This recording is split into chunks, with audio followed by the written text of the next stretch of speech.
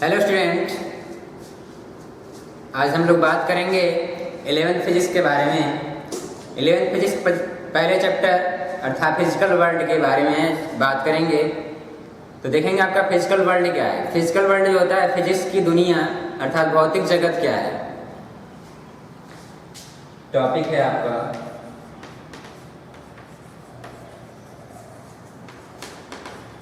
Physical world अर्थात भौतिक जगत।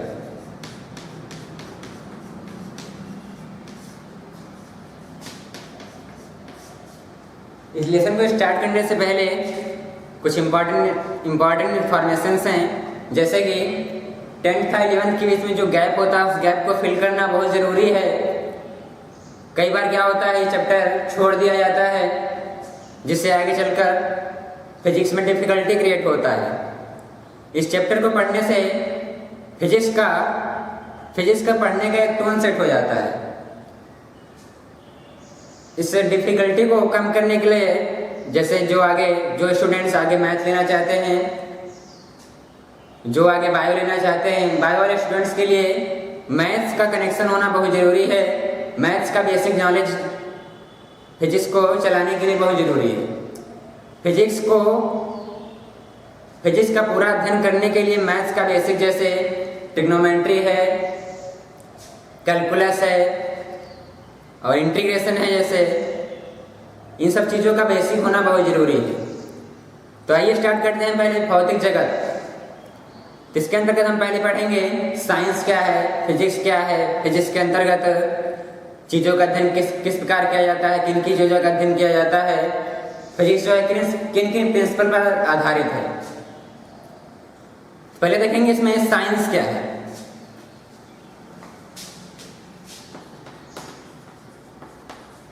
साइंस किसे कहते हैं?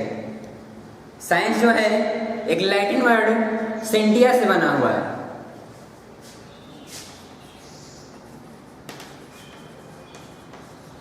लैटिन वर्ड सेंटिया, इसका मतलब होता है टू नो, अर्थात जो हमारे चारों तरफ फैक्ट्स दिए गए हैं उनके बारे में जानकारी प्राप्त करना, यही होता है साइंस ऑफ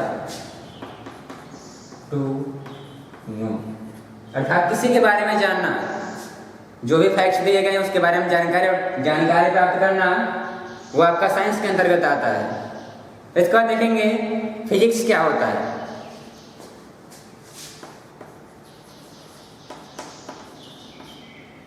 फिजिक्स जो है ग्रीक वर्ड फ्यूजिस से बना हुआ है।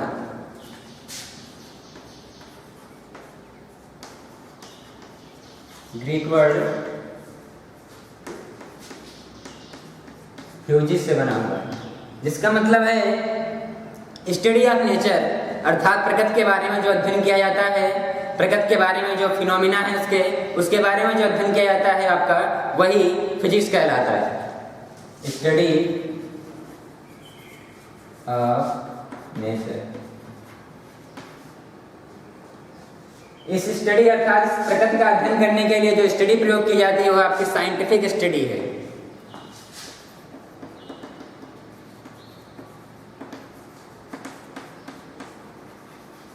साइंटिफिक स्टडी, इसके अंतर्गत हम लोग जैसे हवा चल रही है, जो कुछ हम देख सकते हैं, जो कुछ सुन सकते हैं, उसके बारे में, उसके पीछे कौन कौन सी फिनोमिना हो रही है उसके बारे में अध्ययन करेंगे। जैसे आपका है सी ब्रिज है, लैंड ब्रिज है, कंडक्शन क्या होता है, हीट कंडक्शन कैसे होता है, इलेक्ट्रिसिटी कंडक्शन कैसे होता है, जब हम किसी स्विच को ऑन करते हैं तो लाइट कैसे जलती है, बल्ब कैसे जलने लगता है, इसके पीछे कौन कौन सी फिनोमिना होती हैं, इन सब चीज़ों का अध्ययन हम फिजिक्स के अंतर्गत करते हैं।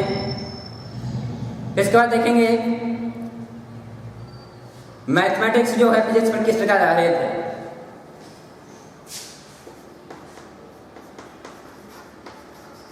Mathematics is the language to deliver the physics. Mathematics is the language to deliver the physics, अर्थात फिजिक्स की पूरी जानकारी करने के लिए, पूरा अध्ययन करने के लिए मैथ्स का कम्बिनेशन अर्थात कनेक्शन होना बहुत जरूरी है।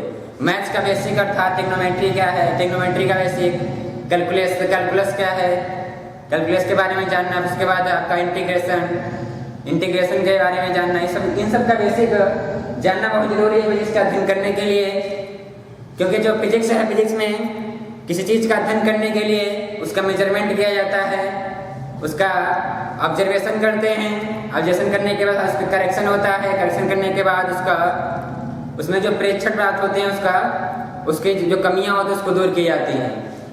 तो उसका इन सबको करने के लिए मैथ्स अत्यंत आवश्यक है, क्योंकि हम जानते हैं मेजरमेंट करने के लिए मैथ्स की आवश्यकता होगी, करेक्शन करने के लिए मैथ्स की आवश्यकता होगी, कैलकुलेशन करने के लिए मैथ्स की आवश्यकता होगी।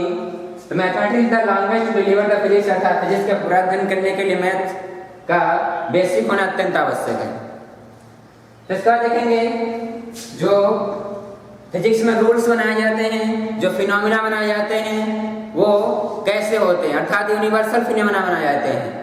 यूनिवर्सल मतलब क्या होता है, जो रूल्स या फिनोमिना यहाँ पर बनाया जाएगा वो सभी स्थानों पर कार्य करेगा। जैसे हो जाएगा here rules are universal, here rules या laws are universal, here laws are universal, अर्थात जो भी नियम कानून बनाए जाएंगे वो सभी यूनिवर्सल होंगे, अर्थात जो एक नियम कानून बनाया जाएगा वो सभी स्थानों पर समान रहेगा। जैसे कि जो ग्रेविटेशन का मतलब यहाँ पर है वही ग्रेविटेशन का मतलब अन्य स्थानों पर भी होगा। ये नहीं जैसे कि ग्रेविटेशन का, जैसे यहाँ पर ग्रेविटी कुछ अलग है, यहाँ पर ग्रेविटेशन का मतलब कुछ अलग है, अन्य क्षेत्रों में कुछ अलग हो जाए, ऐसे साइंस डील नहीं करती है। जैसे कि आपका एक स्टेट का बॉर्डर क्रॉस करें तो आपका जो रूल्स है फिनोमिना चेंज हो जाए, ऐसा नहीं हो सकता है, ऐसे जो है फिजिक्स डील नहीं करती है। तो क्या जाएगा, हियर लॉज आर यूनिवर्सल, अर्थात जो लॉज बनाए जाएंगे वो यूनिवर्सल होंगे, सभी स्थानों पर समान होंगे, सभी स्थानों के लिए। इसके बाद देखेंगे जो कॉन्सेप्ट बनाया जाता है, कॉन्सेप्ट इवर डायनामिक होता है, अर्थात चेंज भी हो सकता है।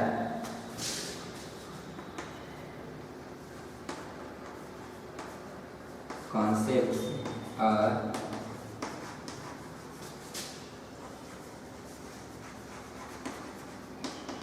इवर डायनामिक, जो कॉन्सेप्ट बनाए जाते हैं वो इवर डायनामिक होते हैं, अर्थात चेंज भी हो सकते हैं। क्योंकि हम जानते हैं मैजिक ऑफ नेचर जो है, प्रकृति का मैजिक जो है उसके बारे में हम नहीं जान सकते हैं। क्योंकि हम जानते हैं जो भी साइंटिस्ट हैं वो किसी चीज़ का डिस्कवर करने के लिए नेचर के फिनोमिना का अध्ययन करते हैं। नेचर का फिनोमिना जो है उसके मैजिक को हम नहीं जान सकते हैं। जैसे आपका प्लैनेट्स जो है प्लैनेट्स अट्रैक्टिंग ईच अदर, सन जो प्लैनेट्स जो है रिवॉल्विंग अराउंड द सन, जैसे पल्स फॉलिंग है आपका, इन सब के पीछे जो है एक ही लॉजिक कार्य करता है, वो है आपका ग्रेविटेशन फोर्स। जैसे हम चूंकि हम जानते हैं आज प्लूटो जो है, प्लूटो को प्लैनेट की श्रेणी में शामिल किया जा रहा था, फिर बाद में पता चला कि प्लूटो जो है गोआ प्लैनेट है, अर्थात जो है आने वाले समय में नेचर ऑफ, क्योंकि हम जानते हैं मैजिक ऑफ नेचर हम कुछ कह नहीं सकते हैं आगे के बारे में, इसलिए जो क्या है कॉन्सेप्ट जो है चेंज हो सकता है इनका, अर्थात जो है रूल्स भी चेंज हो सकते हैं। फिर इसके बाद देखेंगे इसमें फिजिक्स का कुछ फैक्ट्स है। फैक्ट्स क्या है, यूनिफिकेशन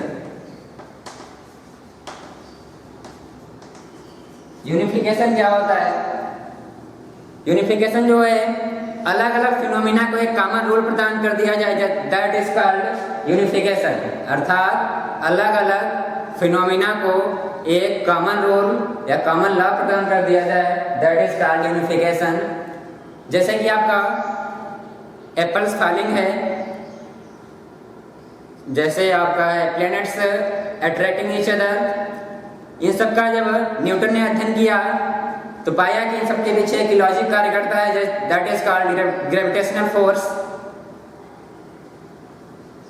तो क्या हो जाएगा, इसमें अलग अलग फिनोमेना को जब अध्ययन किया गया तो इसमें प्राप्त किया गया कि इन सबके पीछे ग्रेविटेशनल फोर्स कार्य करता है, अर्थात अलग अलग फिनोमेना को एक कॉमन रोल प्रदान कर दिया जाए, दैट इज कॉल्ड यूनिफिकेशन। इसका देखेंगे फिजिक्स में जो है हम किन किन ब्रांचों का अध्ययन करेंगे 11th में और 12th में। पहला आपका है मैकेनिक्स।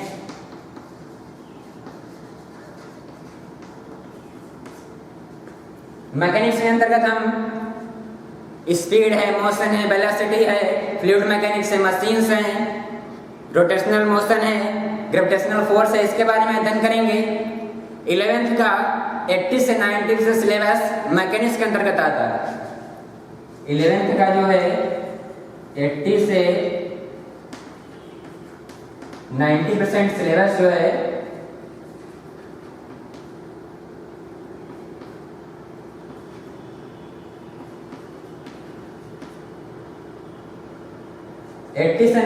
सिलेबस जो है मैकेनिक्स के अंतर्गत आता है।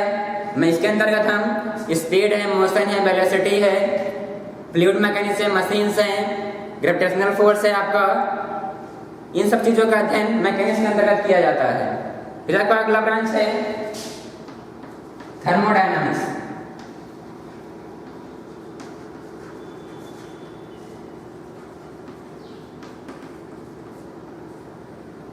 थर्मोडायनामिक्स क्या होता है? थर्म का मतलब होता है हीट, अर्थात यदि कोई प्रोसेस हीट में कन्वर्ट हो रहा हो, जैसे कि आपका है रेफ्रिजरेटर में जो होता है electric energy converted to heat energy, इसी प्रकार आपका है हीट इंजन, उष्मा इंजन जो है इसमें जो है heat energy converted to mechanical energy.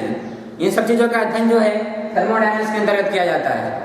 11th का 10% सिलेबस जो है थर्मोडायनामिक्स के अंतर्गत आता है। 11th का 10% सिलेबस थर्मोडायनामिक्स के अंतर्गत आता है।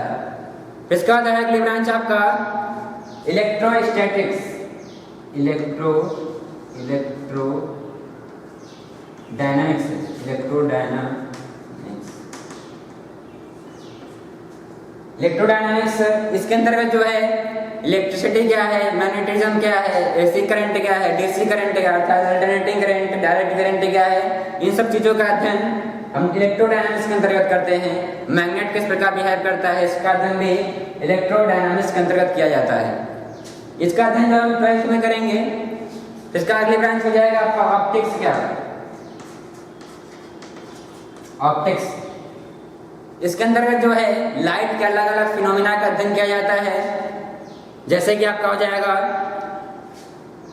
रिफ्लेक्शन ऑफ लाइट क्या है, प्रकाश का परावर्तन क्या है, रिफ्रैक्शन ऑफ लाइट क्या है, प्रकाश का अपवर्तन क्या है, फिर आपका इंटरफेरेंस, प्रकाश का व्यतिकरण क्या है, फिर आपका हो जाएगा डिस्पर्सन ऑफ लाइट, प्रकाश का बढ़ विक्षेपण क्या होता है, इसका हो जाएगा आपका पोलराइजेशन, ध्रुवण क्या है।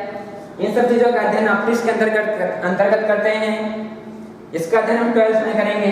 इन दोनों ब्रांचों का अध्ययन हम 12th में करेंगे। फिर आपका है अगली ब्रांच है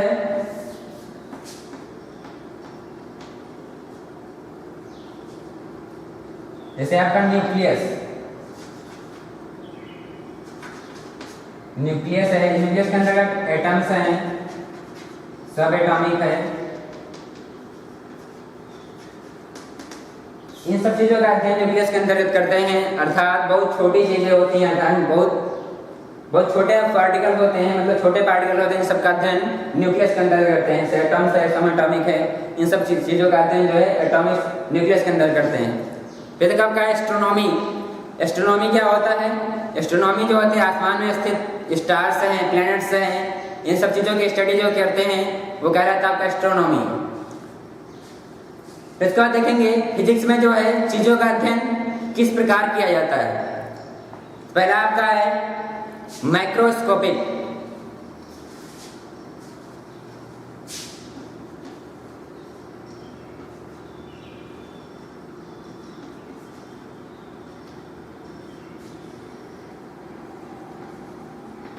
माइक्रोस्कोपिक फिजिक्स क्या होता है?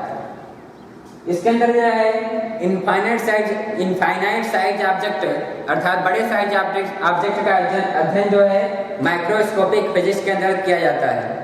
यदि कोई बड़े साइज का ऑब्जेक्ट किसी अच्छे के बल पर रोटेट कर रहा है, उसकी जब स्टडी की जाएगी वो आपका हो जाएगा माइक्रोस्कोपिक फिजिक्स। फिर आपका है माइक्रो का आ जाएगा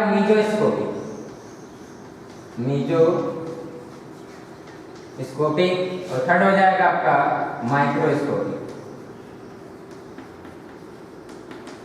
माइक्रो के अंतर्गत हम बहुत छोटे पार्टिकल का अध्ययन करते हैं, जैसे आपका न्यूक्लियस, एटम्स है, सब एटॉमिक्स है, इन सब चीज़ों का अध्ययन है माइक्रोस्कोपिक फिजिक्स के अंतर्गत करते हैं। अर्थात बहुत छोटी चीज़ों का अध्ययन माइक्रोस्कोपिक फिजिक्स के अंतर्गत किया जाता है।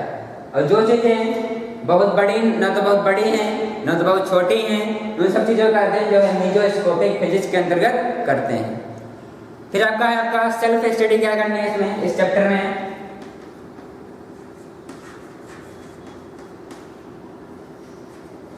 सेल्फ स्टडी के अंतर्गत जो साइंटिस्ट हैं उन्होंने जो डिस्कवरीज की हैं उन सब चीज़ों का अध्ययन करेंगे।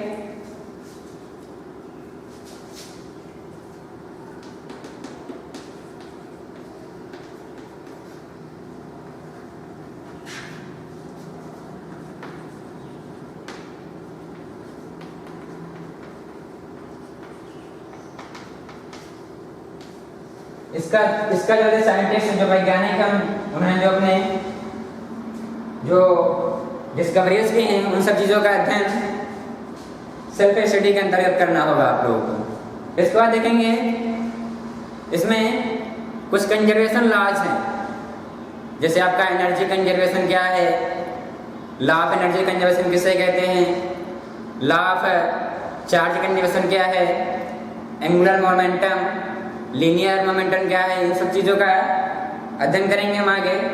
तो देखेंगे पहले लॉ ऑफ एनर्जी कंजर्वेशन क्या होता है।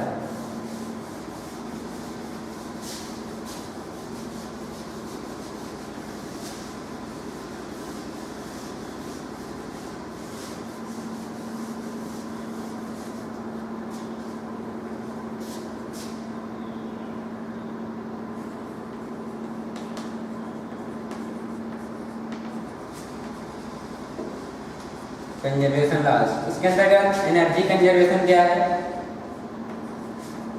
चार्ज कंजर्वेशन क्या है, आपका हो जाएगा लीनियर मोमेंटम,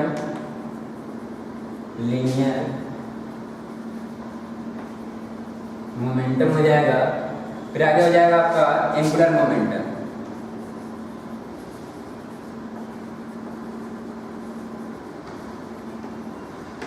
पहले देखेंगे लॉ ऑफ एनर्जी कंजर्वेशन क्या है। तो हो जाएगा इसके अंतर्गत ऊर्जा संचरण का नियम क्या होता है। तो जाएगा energy neither be created nor be destroy, it can be converted one form to another. अर्थात ऊर्जा को न तो उत्पन्न किया जा सकता है ना तो नष्ट किया जा सकता है, बल्कि इसे एक रूप से दूसरे रूप में परिवर्तित किया जा सकता है। That is called law of energy conservation. फिर आपका चार्ज कंजर्वेशन क्या होता है।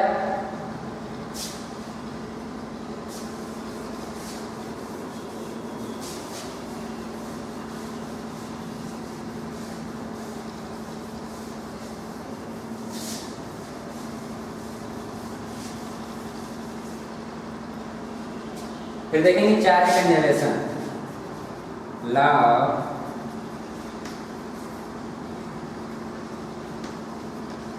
कंजर्वेशन ऑफ चार्ज क्या होता है। इसमें जैसे आपका एनर्जी कंजर्वेशन होता है वैसे आपका लार्ज कंजर्वेशन होता है। जैसे इसमें क्या हो जाएगा, charge neither be created nor be destroy, it can be converted one form to another. अर्थात चार्ज को ना तो उत्पन्न किया जा सकता है ना तो नष्ट किया जा सकता है, बल्कि इसे एक रूप से दूसरे रूप में परिवर्तित किया जा सकता है। तो जैसे आपके दिए गए हैं 4 वायर दिए गए हैं, किसी जंक्शन से जुड़े हुए हैं, इसमें जो है 10 कूलाम चार्ज है। 10 कूलाम है, इसमें आपका 5 कूलाम चार्ज है, इसमें 10 कूलाम चार्ज प्रवाहित हो रहा है। अर्थात इन तीनों वायर से तार, इन तीनों वायर से जो है चार्ज जो है इस पॉइंट पर अर्थात इस जंक्शन पर आ रहा है। तो जब फुल चार्ज जोड़ेंगे तो 10 यहाँ पर हो जाएगा, 5 यहाँ पे, 15 हो जाएंगे, 10 यहाँ जुड़ जाएगा तो 25 हो जाएगा। अर्थात जंक्शन पर पहुंचने वाले चार्ज की मात्रा कितनी हो जाएगी? 25 कूलाम हो जाएगी। यहाँ पर जो चार्ज होता है ना तो रुकेगा ना तो क्रिएट होगा। अर्थात यहाँ से वायर से निकलने वाले जो चार्ज की मात्रा होगी 25 माइक्रो कूलाम होगी, 25 कूलाम होगा केवल। क्या हो जाएगा? 25 कूलाम चार्ज इस वायर से बाहर निकलेगा। अर्थात चार्ज को ना तो उत्पन्न किया जा सकता है ना तो नष्ट किया जा सकता है, बल्कि एक दूसरे रूप में परिवर्तित किया जा सकता है। इसका देखेंगे लीनियर मोमेंटम क्या है आपका, अर्थात रेखीय संवेग किसे कहते हैं? रेखीय संवेग क्या होता है? रेखीय संवेग को P से लिखा जाता है, P इक्वल टू होता है mv। यदि किसी पदार्थ का द्रव्यमान m हो, उसकी वेलोसिटी v हो, मास m वेलोसिटी v है, तो लीनियर मोमेंटम क्या आ जाएगा? m equal to P equal to हो जाएगा m इंटू v। अर्थात मास एंड वेलोसिटी का गुणनफल क्या कहलाता है? लीनियर मोमेंटम कहलाता है। क्या आ जाएगा? Law of conservation of linear momentum क्या हो जाएगा? रेखीय संवेग संरक्षण का नियम। तो क्या हो जाएगा? In the absence of external force, जैसे आपको दो पिंड दिए गए हैं, पहले पिंड का द्रव्यमान है ma, दूसरे का द्रव्यमान है mb। बिफोर कोलिजन अर्थात टकराने के पहले इसका जो है वेग uv है और इसका वेग uv है। तो बिफोर कोलिजन लीनियर मोमेंटम क्या होगा इसका? पहले पिंड का द्रव्यमान ma, दूसरे पहले पिंड का वेग क्या है? uv प्लस इस पिंड का द्रव्यमान mb और इस पिंड का वेग uv। जो जाएगा बिफोर कोलिजन बराबर होता है, यदि एक्सटर्नल फोर्स ना लगाया जाए, आपस में कोलिजन करें, कोलिजन करने के पश्चात इनका वेग, यदि पहले का वेग va हो जाए, दूसरे का वेग vb हो जाए, तो क्या जाएगा? पहले पिंड का द्रव्यमान ma, वेग क्या है? va प्लस क्या हो जाएगा? दूसरे पिंड का द्रव्यमान mb, दूसरे पिंड का वेग vb। अर्थात बिफोर कोलिजन इक्वल टू हो जाएगा आफ्टर कोलिजन।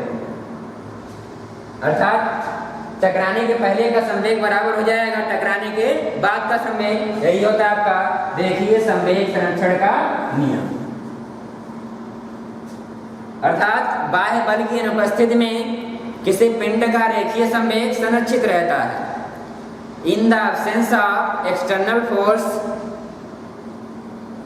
लीनियर मोमेंटम और कंजर्व्ड, अर्थात रेखीय संवेग संरक्षित रहता है। इसके बाद देखेंगे एंगुलर मोमेंटम क्या है। जिस प्रकार लीनियर मोमेंटम होता है, उसी प्रकार जब कोई पिंड किसी एक्सिस के प्रति रोटेट करता है तो उसको घुमाने के लिए जैसे यहाँ पर फोर्स कार्य करता है, उसी प्रकार वहां पर किसी अक्ष को बढ़ता, किसी पिंड को किसी अक्ष के प्रति घुमाने के लिए टार्क लगता है। टार्क मतलब होता है बल आघूर्ण। कोई पिंड दिया गया है,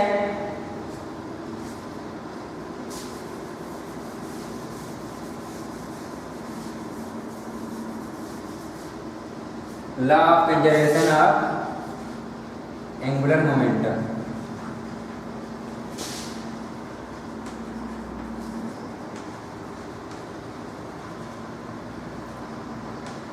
ये क्या होता है? अर्थात बाह्य बल की अनुपस्थिति में जो होता है किसी पिंड का कोणीय संवेग संरक्षित रहता है। यही आपका कोणीय संवेग संरक्षण का नियम है। In the absence of external torque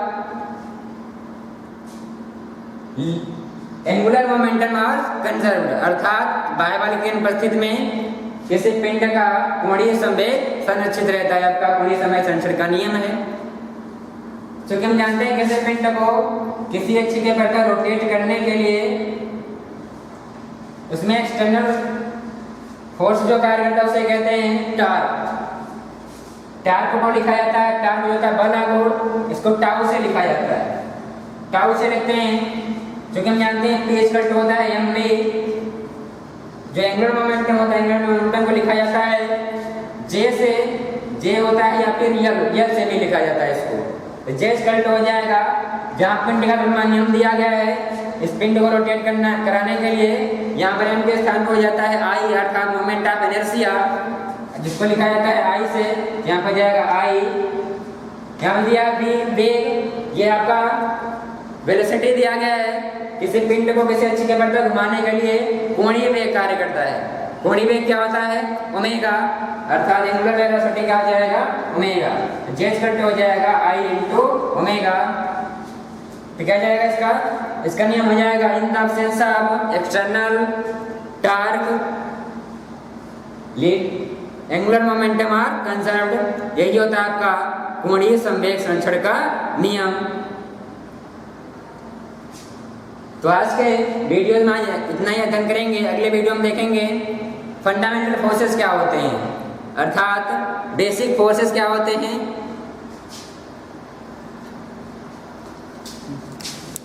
बैठे बैठे